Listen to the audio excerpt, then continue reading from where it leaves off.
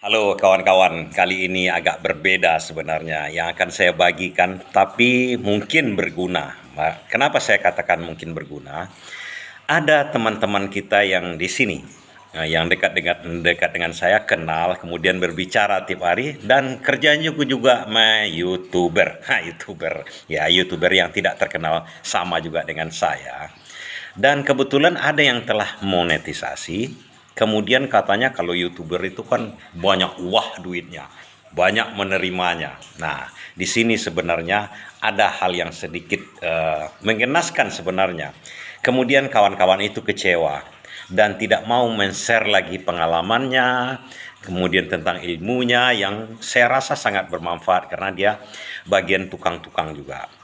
Kemudian saya lihat-lihat juga ada channel-channel tertentu yang sudah men-share setelah monetisasi, katanya gajiannya menangis di YouTube. Nah, menangis maksudnya ya monet dikejar habis-habisan, habis itu down.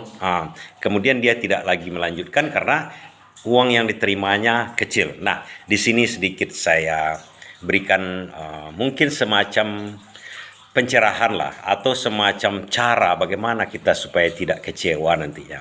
Karena tujuan kita tentukan dulu tujuan kita main YouTube ini. Sebenarnya kalau kita di YouTube ini tujuan awalnya adalah mungkin saja ada sebagian kawan-kawan itu yang tujuan awalnya adalah uang.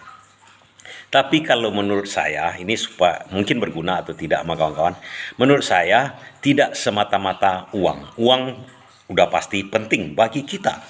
Penting. Semua orang memerlukan uang. Semua kegiatan memerlukan uang. Ke WC, ke berjalan, atau tidur pun memerlukan uang.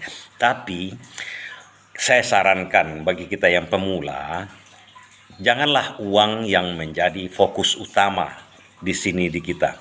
Karena tujuan dari YouTube ini kita bisa mensiarkan hal-hal yang bermanfaat, hal-hal yang menghibur, hal-hal yang berguna kepada orang lain. Apalagi ada video tutorial yang sedikit banyaknya kita mempunyai ilmu, kita share sama orang. Tujuan itulah yang pertama mungkin yang harus kita lakukan agar kita nanti tidak patah semangat setelah monet dikejar habis-habisan, kemudian melihat gajian kita di YouTube. Akhirnya kita down, tidak bersemangat lagi. Nah, ini yang akan kita hindarkan. Bagaimana caranya? Yaitu dari awal kita harus menentukan tujuan kita YouTuber ya seperti kita ini. Jangan bertujuan semata-mata uang. Tujuan kita adalah mungkin aja enjoy. Pertama dulu kita buat kita happy, kita buat kita bersemangat di bidang-bidang kita. Mungkin bidang kita adalah bidang pertukangan seperti saya, atau di bidang lain hobi mungkin mancing, main bola, atau olahraga, atau hobi-hobi yang lain, kreasi-kreasi yang lain. Tujuan utamakanlah tujuannya itu untuk membagi kepada orang lain agar orang lain mendapatkan atau menambah ilmu dari kita. Jadi artinya kita sebagai guru mensedekahkan ilmu kita. Nah, kalau kawan-kawan yang beragama seperti saya Muslim, kalau bersedekah itu kan akan dikembalikan oleh yang maha kuasa kepada kita, diganti beratus-ratus kali lipat. Tapi mungkin saja bukan dalam bentuk uang, mungkin dalam kesehatan atau kesenangan atau yang lain-lain. Nah, tujuan kita awalnya begitu, lillahi ta'ala, artinya ikhlas saja untuk berbagi. Karena dalam YouTube itu sendiri kan ada like and share katanya. Buatlah video-video yang bisa di like orang, yang disukai orang, artinya memberi pencerahan kepada orang, baik menghibur ataupun memberi tambahan ilmu kepada yang lain yang ada sama kita. Makanya dalam YouTube itu kan ada like and share sebanyak-banyak, bagi sebanyak-banyaknya kepada orang lain. Nah, yang akan membalasnya kepada kita kan Tuhan. Kalau rezeki itu bukan masalah kita ini bisa berhasil YouTube segala macam, tidak. Yang pastinya kita buat sesuatu yang berguna, sesuatu yang kira-kira bermanfaat kepada orang lain, kita share di sini. Itulah dalam YouTube ini yang sebenarnya kalau tujuan kita. Nah, kalau tujuan kita di sini uang. Nah, kita yang seperti saya ini atau kawan-kawan yang mau YouTube nih, kita bukan artis. Nah, Kita bukan orang terkenal. Kalau orang terkenal cepat mendapatkan view, cepat mendapatkan subscriber, mungkin uang bagi-bagi artis itu udah mengikuti saja lagi karena ketenaran dia di situ udah menjadi modal. Kalau kita orang-orang biasa itu berbeda. Dan kalau yang saya lihat YouTuber-YouTuber yang berhasil di bidang YouTube ini adalah video-video tentang tutorial. Nah, ada di Jawa sana saya tengok ada seorang montir sepeda motor. Kebetulan bengkelnya sendiri tidak laku, artinya tidak banyak pelanggannya.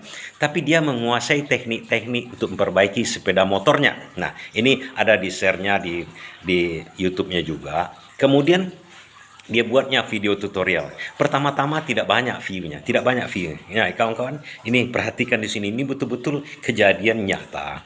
Jadi tutorial tentang memperbaiki sepeda motor. Kalau rusaknya ini, ke sini perginya, yang sederhana-sederhana dulu, yang bisa dikerjakan oleh orang awam seperti kita yang bukan montir atau mekanik sepeda motor. Di-share-nya pelan-pelan. Pertamanya view-nya tidak banyak. Tapi setelah orang mendapatkan faedahnya, artinya dia menonton tutorialnya, kemudian mengerjakan sepeda motornya yang rusak, berhasil. Nah, kemudian orang subscribe, dia terus membuatnya. Nah, semakin lama semakin naik view-nya, semakin bagus penayangannya, semakin dicari orang. Apa aja yang dibuat dia langsung artinya kalau di subscribe itu, kalau kita punya sepeda motor dengan subscribe di subscribe istilahnya. Nah, jadi ini nanti ada rusak sepeda motornya kawan yang subscribe ini, kawan apa nama istilahnya netizennya ini, kan tinggal cari apa dia, ada di video dia rupanya. Nah, itu terus menerus tutorial itu rata-rata sepanjang sepeda motor masih dipakai, sepanjang jenis yang itu masih dipakai oleh orang, itu akan dicari kawan-kawan. Nggak bulan ini meledak begitu, tidak. Kalau berbeda dengan artis, nah kalau artis cuma ditonton pada saat itu aja oleh orang terhibur, ya udah besoknya nggak mau lagi orang nonton itu karena di situ udah pernah saya tonton, bosan. Nah, kalau video tutorial ini bisa-bisa besok orang lupa kan. Nah, dia teringat, dia memperbaiki sepeda motor ini karena tutorial dia ini, tutorial kawan kita siapa ini, si X ini. Dia akan balik mencari video itu. Oh, dapat ini. Ya berhasil lagi. Berhasil lagi. Kemudian secara tidak langsung dia akan ngasih tahu orang lain, ada rusak sepeda motor, tolong. Tengok aja YouTube si Anu itu. Di situ lengkap cara-caranya dari mulai A sampai Z, banyak videonya tuh. Nah, kawan itu akhirnya menjadi miliuner, akhirnya difitnah, tentang babi ngepet.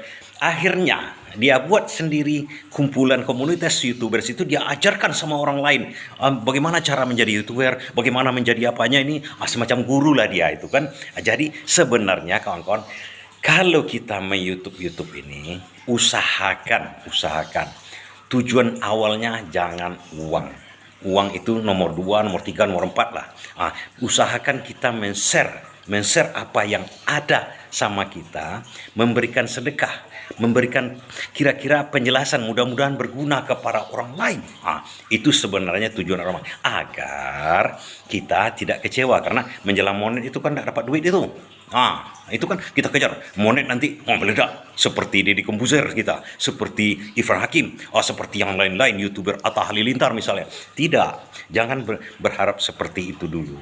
Kita usahakan tujuan kita itu share aja ilmu kita. Itu lebih bagus, lebih bermanfaat kawan-kawan. Karena nantinya kalau seandainya gajian awal-awal ini tuh nggak nyampai dengan korum, nggak nyampai kuota, nggak gajian, setahun belum juga gajian.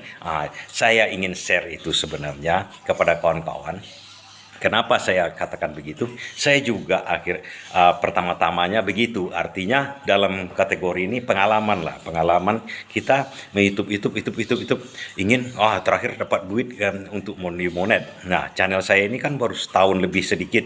Setelah 6 bulan di monet. Setelah itu gajiannya mandek sebenarnya kawan-kawan. Tapi karena ada video short saya yang agak-agak banyak, ada bonusnya di situ.